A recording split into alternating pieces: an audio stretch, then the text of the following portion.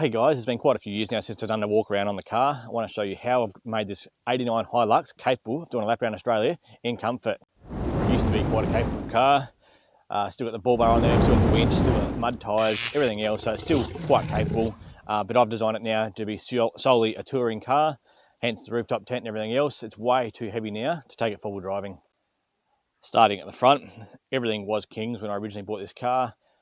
King's rooftop tent, King's awnings, King's everything. I still run the King's winch here, still going strong. Still got the King's spotlights there. They're bloody awesome. I actually love them.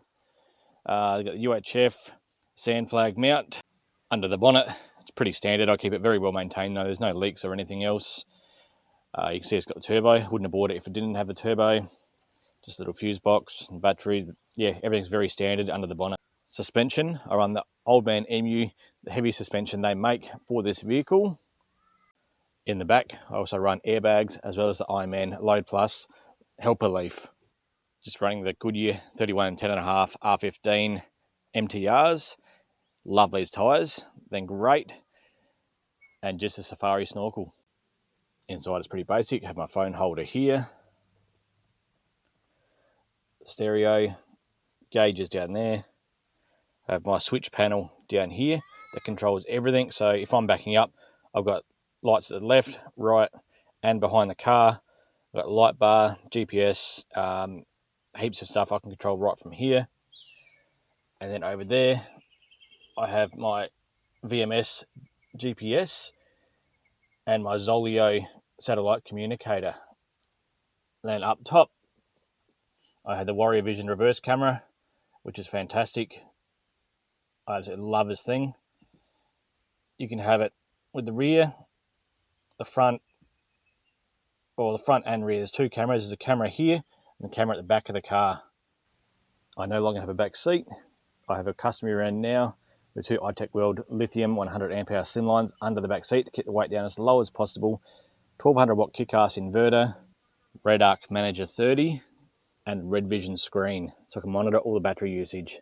Also the Selfie Go phone booster. I put this divider here so I can still charge all my camera batteries and everything along here without the fear of them being crushed by any bags I've got here or camera gear.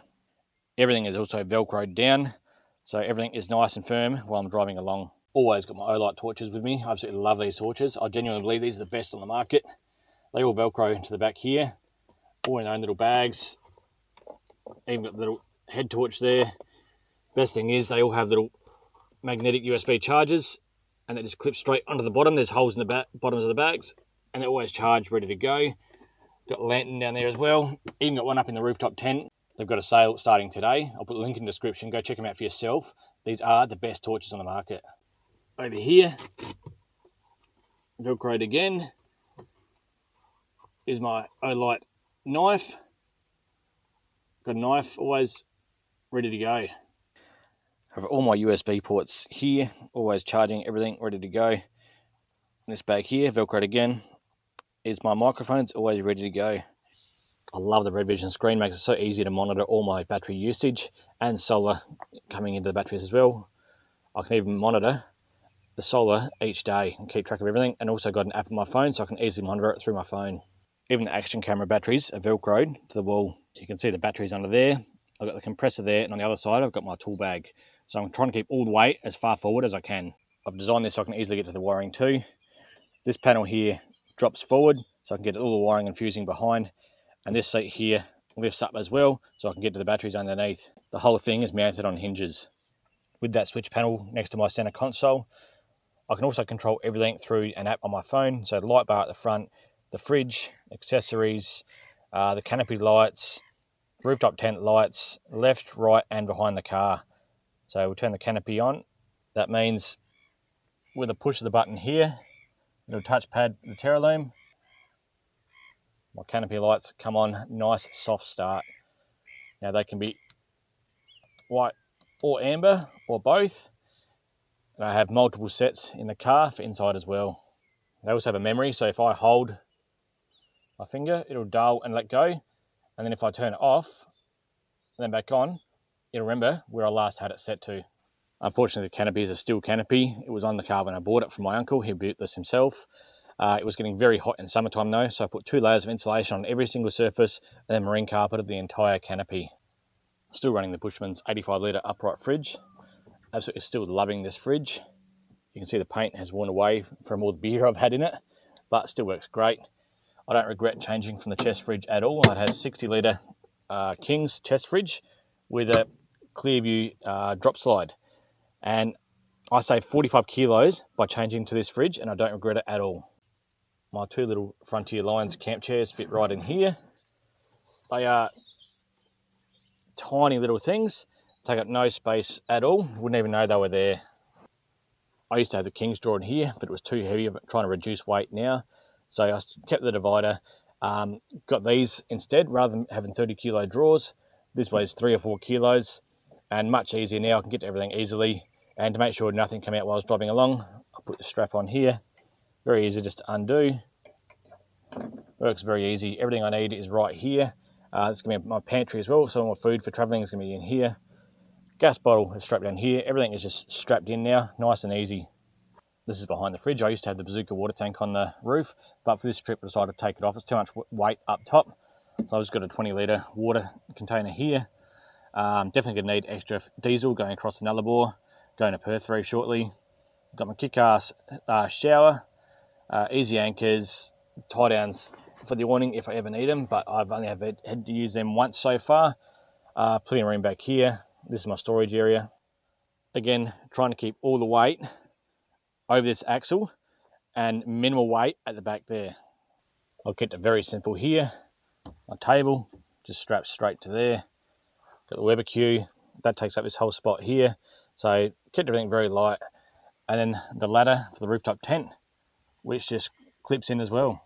Now we get to the fun stuff. I'm running the brand new kick-ass shower awning. As you can see, it now has a roof, which is completely new.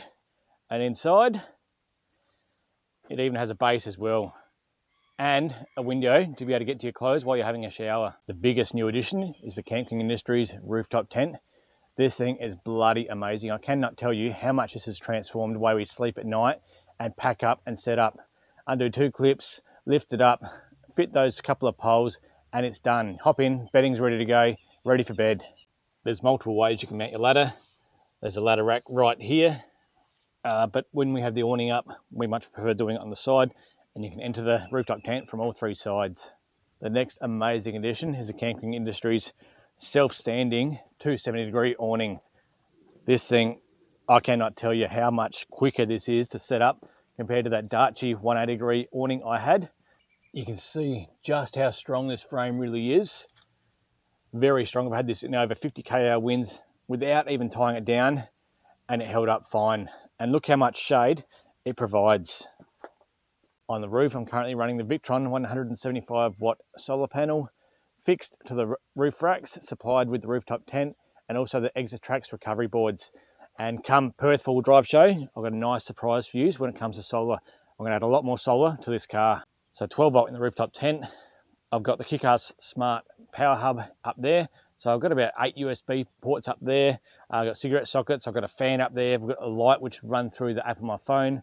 So I've got plenty of power up there. I've got a Bluetooth speaker mounted to the roof, as well as my iPad. It all velcros to the roof, so we can lay back and watch movies anytime we want.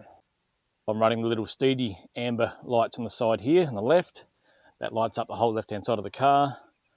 Another one on the back there, which lights up the whole back. Another one on the right. And these are all controlled through my phone, and including that light bar across my roof. So if we're in some remote campsite and we're up in the rooftop tent at night and we hear noises outside, like there's someone trying to break in or anything, from up there, I can just go on my phone and turn on the whole lights around the car, 360 degrees, and light up everything and hopefully scare them away. The roof rack, I had to get custom made. He did an absolutely beautiful job with this. Nobody made roof racks that would support a rooftop tent as heavy as 90 kilos on a canopy as short as mine. My canopy is only 1.5 meters long. So to be able to overhang the car like that, nobody would support this much weight overhanging without being supported. That was made by Gap Engineering in Brisbane, and I think he did a fantastic job. I'm very happy with the end result. The crossbars on it are extruded aluminium, and then just the side plates which it all bolts together. And then to bolt it to the canopy, I used huge body washers, which I made up underneath. They're under the canopy here and bolted it directly to it. Each one bolts in 4 places, so there's 8 places where it mounts to the canopy. Another huge change, the old paint that I had with all the decals on the side here, they're all gone now. The whole car has been Raptor coated. So we took the side steps off, the bull bar off, we took the canopy off, we took everything off the car, started from scratch, and fully Raptor coated the entire car. It looks so much better now. I love it. So as much as I loved my old setup with the 23.0 rooftop tent, which was fantastic, and the Darche 180 awning, they were both great products, but pack up and set up were half an hour each, and because I go camping every single weekend, it just took far too long, and you dreaded packing up. It just wasn't something to look forward to. But now with the new rooftop tent, awning, and even the shower awning, probably 10 minutes total to pack everything up and set it up. Probably the shower awning would be the longest part. The rooftop tent and awning, less than 5 minutes for both of them. So what was your favourite new addition to the car? What do you like that's changed? What don't you like? Let me know. What do you think I can improve? I'm pretty happy with how it's going. Next thing I want to do is actually change that whole canopy. Tired of having a heavy steel canopy. Changing to an alloy canopy will really make my vehicle a lot more capable. Check out how far up this water is at the moment. Normally we can walk down to that tree over there. The Murray River is up so far at the moment, it's ridiculous. I can normally drive over where those trees are across the river as well. You can't get there at the moment either. Don't forget about that Olight sale as well. I'll put a discount link below. If you've got any more questions about any of the products I'm running, don't hesitate to leave a comment. Always happy to answer. After the Adelaide and Perth full drive shows, I will be doing reviews on that new shower awning, the rooftop tent, and that 270-degree freestanding awning, so don't worry. I hope you've enjoyed the latest walk around. If you have enjoyed it, leave a like. Like I said, any more comments, happy to answer. But thanks for watching the video, guys, and I'll catch you in the next one. Cheers!